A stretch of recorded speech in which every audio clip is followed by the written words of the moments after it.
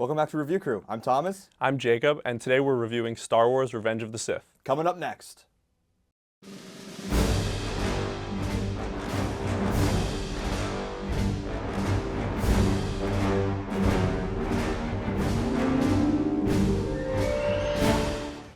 Revenge of the Sith is a third installment of the prequel trilogy of Star Wars, and it follows Anakin's fall to the dark side in its complete fashion. We see a little bit of it in Episode 2 when he kills the Tusken Raiders, but Episode 3 is a full-on collapse of Anakin's moral character.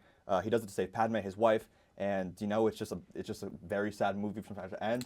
Yeah. It turns 20 years old, and that's why we're reviewing it today. And I know for me, it held a lot of value in my heart and my soul as a child, and even now as an adult. So, what are your first initial thoughts on this movie? Yeah, I mean, I love it. I think the prequel trilogy gets a pretty bad rap, but I think Revenge of the Sith stands out amongst the three movies. Like, I do think it's good. I really like this movie. And yeah, like you said, it has a big sort of emotional place in my life. It was one of my favorite movies growing up. I watched it all the time. And being able to see it in theaters now on the big screen is really special. It's a dream come true. I mean, Absolutely. I saw Phantom Menace last year when I was 25 years old, but I mean, it's the Phantom Menace versus Revenge of the Sith. Yeah. Phantom Menace, I mean, it has its own special place in my heart, but I mean, this is probably the most beautifully shot Star Wars movie, at least in my opinion. I just think from start to end, every scene is just beautiful. And it opens with the most incredible space battle over Coruscant ever. I mean, Anakin and Obi-Wan and their little Jedi interceptors, they're flying through these big dreadnought ships and these big Republic cruise ships, and they're trying to rescue the Chancellor, who's actually secretly evil Emperor Palpatine. I mean, that's an amazing way to open the movie. I mean, the score is just fantastic. Oh my gosh, we're gonna get to the score when we get there, but I mean, the score to open the movie is fantastic. And right off the bat, we see Ewan McGregor and Hayden Christensen's chemistry is just perfect. I mean, I thought it was pretty good in Episode 2, but Episode 3 it really takes off. I totally agree. I think, despite, Hayden Christensen has a kind of bad reputation amongst Star Wars fans, but I think that the performances are good. I think he was good. Ewan McGregor is great. I think Natalie Portman, her performances in the first two are like but I think she steps it up in Revenge of the Sith as well. I think they all understood that this is the movie where everything hits the fan, and so they really took it up a notch. I mean, For sure. like you said, Hayden Christensen was great, Ewan McGregor was great, Natalie Portman was great. Everyone was just great in this movie. Yeah. And I just can't I just don't understand why people diss Hayden Christensen as they do. I think he played a phenomenal role as Anakin. I mean, he expertly portrayed his inner turmoil about how he needs to save Padme, but he didn't want to turn to the dark side and betray his Jedi trainings, but he ultimately does because he chooses love over all of that, and he just does a phenomenal job at what he does. I agree, and like you said, like his chemistry with Ewan McGregor is amazing, and it makes, we haven't actually seen, I mean, now we have, the Clone Wars and all this content, but at the time it was really just, like, it was these movies, and you really, like, their performances and their chemistry show how much like brothers they are, and it makes the ending on Mustafar when they turn against each other just devastating. Let's just jump right to that entire sequence. When Anakin goes to Mustafar on Palpatine's orders to kill the remaining separatists, and then Obi-Wan goes there to confront him about turning to the dark side, and it's just this, I think like overall it's like a 7-minute fight that we see on screen, broken up by the Yoda-Palpatine fight, which is also amazing. But this, like, if the opening sequence of the space battle was gorgeous, this like takes it up to 11. I mean, the bright red, the orange of Mustafar compared with the blue lightsabers clashing. So good. I mean, there's no dialogue for like half of this battle, and then when there is, it really hits you in the gut. Absolutely, yeah. And talking about the cinematography, there's the shot where, they're like holding each other's lightsabers and the flames are shooting up, and that's like one of my favorite shots in all of Star Wars. I mean, if they could make a poster with that, I think that's I would buy the poster. Oh, yeah. I mean, financially speaking, if money was not a problem, I think I would buy any kind of memorabilia from this movie. But this fight, it's just unbelievable. And the writing is spectacular in this fight specifically.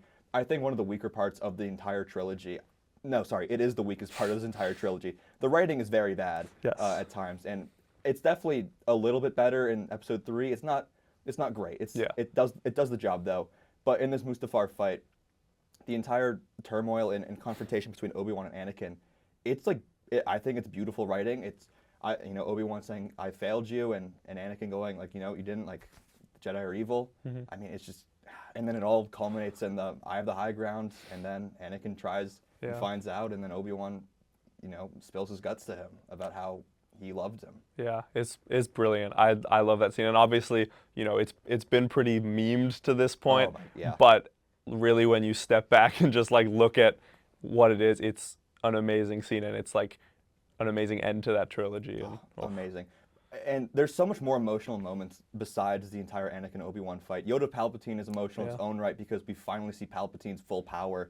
I mean, we see a little bit of it in Episode 6, but that was 1983 where they really couldn't do much with special effects and all that. But in Episode 3, you could really see how powerful Palpatine was. Yoda is just a freak of nature. Amazing. He's like the GOAT.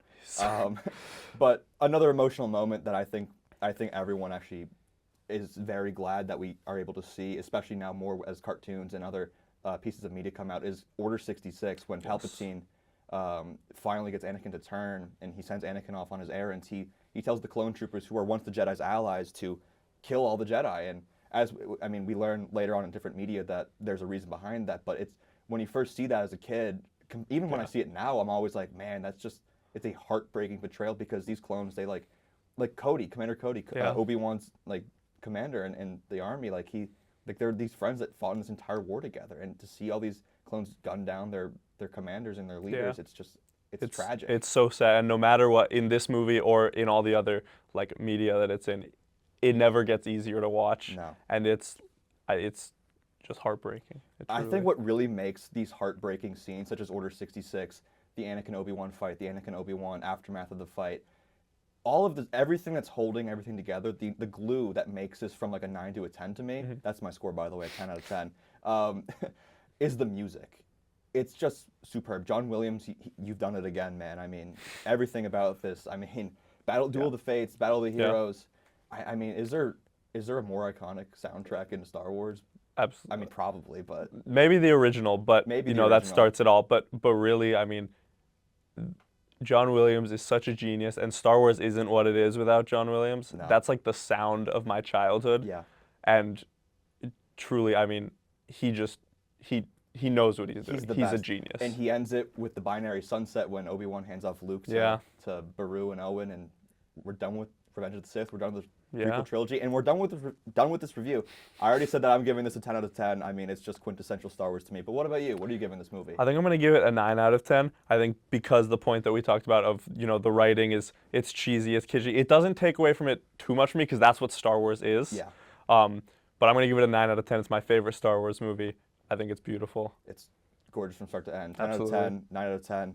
That's been a review. We'll see you guys later. Thanks for watching.